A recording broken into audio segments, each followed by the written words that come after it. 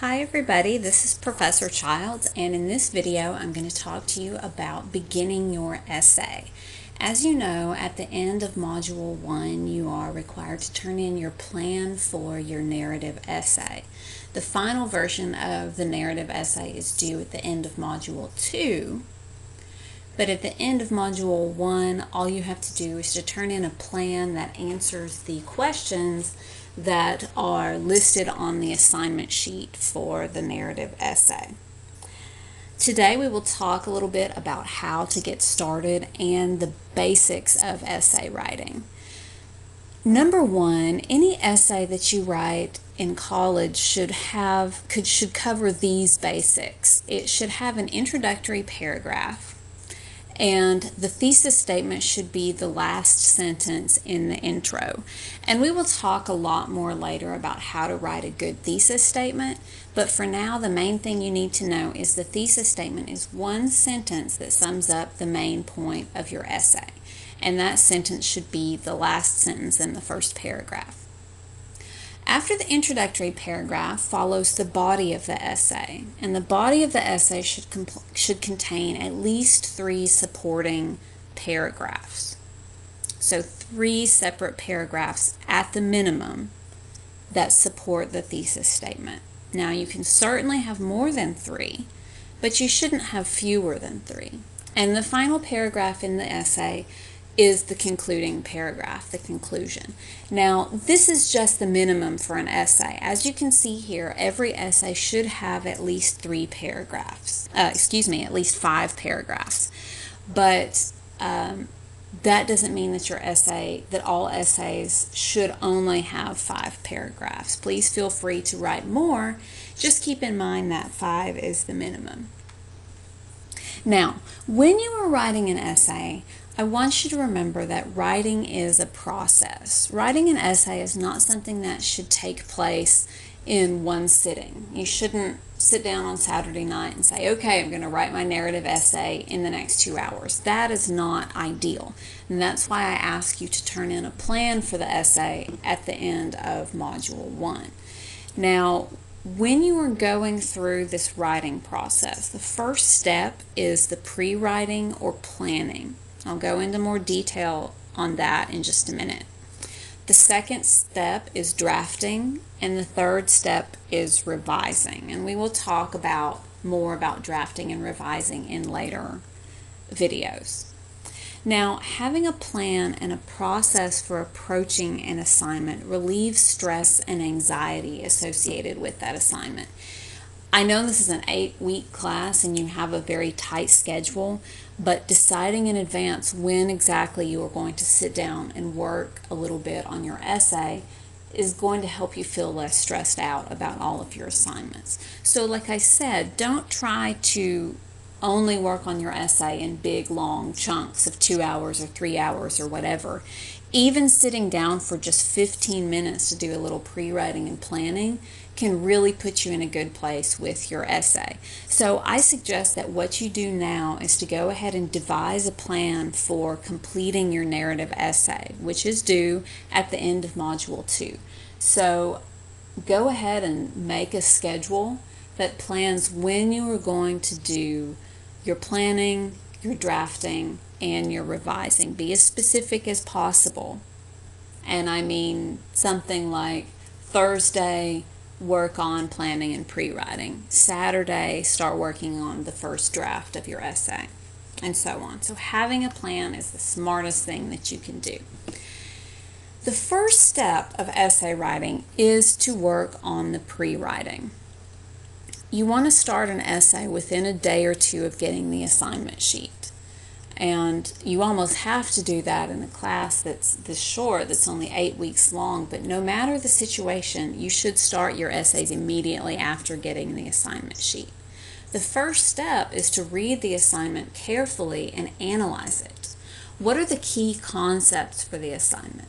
What is the professor asking you to do? What skills are you being asked to demonstrate? What are the basic requirements for the assignment? How long should it be? What is the topic? Be sure that you understand the assignment completely before you sit down and start writing.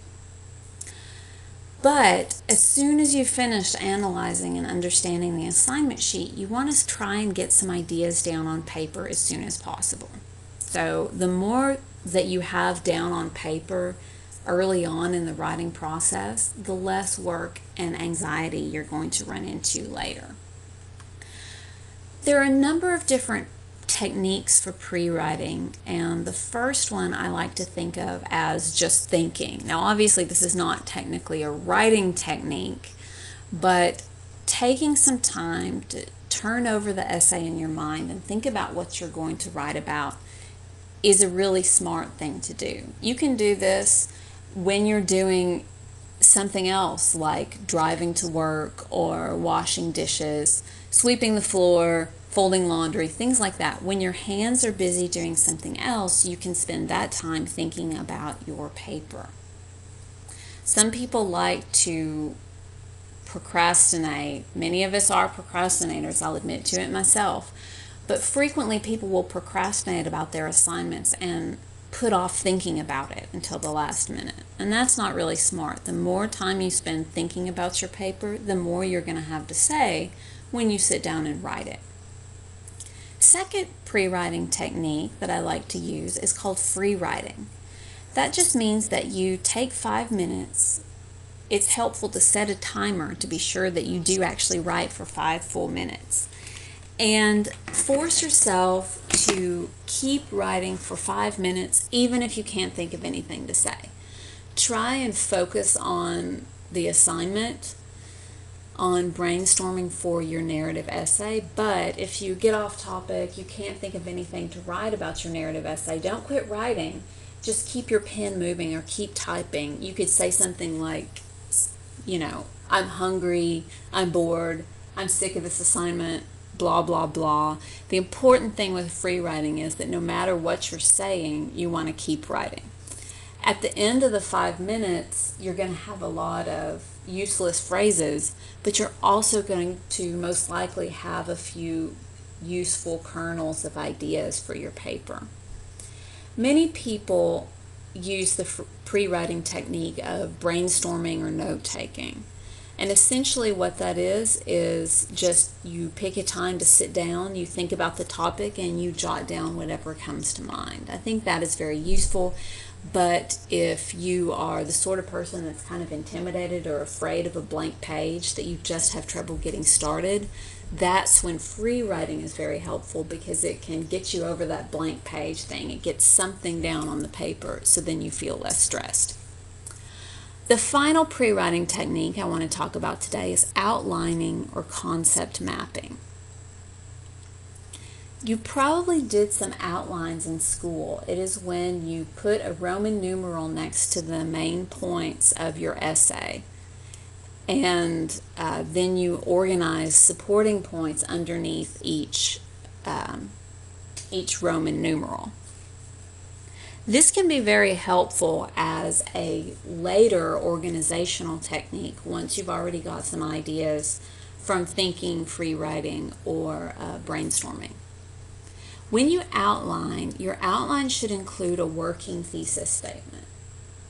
I say working thesis statement because that just means like a draft of a thesis statement. You don't have to have a finished or polished version of the thesis at this point, but it's a good idea to just jot down a general thesis statement, a general idea of what your paper will be about. Now, the thesis statement, as I said earlier, should sum up the main idea of your paper in 1 sentence, or at the most 2. Try and get it to 1 sentence though. It should never list 3 points. Even if your paper is going to have 3 supporting paragraphs, your thesis should not list 3 points. And it should not be a question. It should be a statement that sums up the main idea of your paper. Later on in the essay process, you will most likely change or revise the thesis. The thesis is one of the most important sentences of your essay, and you will probably work on it and revise it and fix it and change it. But it helps at the early stages of the writing to have a rough draft to help you guide your thoughts. Now, nothing on this slide for an obvious reason.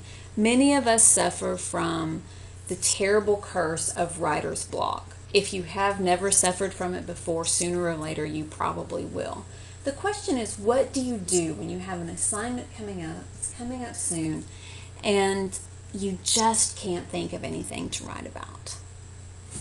There are some techniques that you can use to help you get started if you are struggling from writer's block. One of the ones that I like to use is to take a walk, especially if the weather's nice.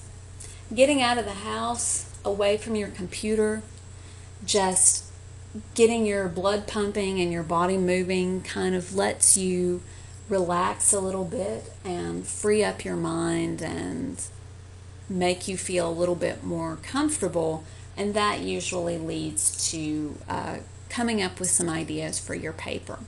You can also try a different pre-writing strategy. If you have been staring at a blank page for 2 days trying to brainstorm and you just can't think of anything, try free writing instead. Try talking to a friend about a friend or a family member about your assignment. Think of a different strategy to help you get started. If you are trying to type on your computer, instead maybe try writing your ideas out by hand. Try something different, and that might get you over your writer's block. You can also try reading something, particularly something that is similar to what you're trying to write. For instance, you have several narrative essays that you've been assigned to read in Module 1 and Module 2, like Save Me Mickey. So if you really can't think about what you want to do in your narrative essay, it helps to go read some other narrative essays and see what they're about, how they structured their paper, and then maybe that can get your own creative juices flowing. It helps frequently to turn off your phone and your internet.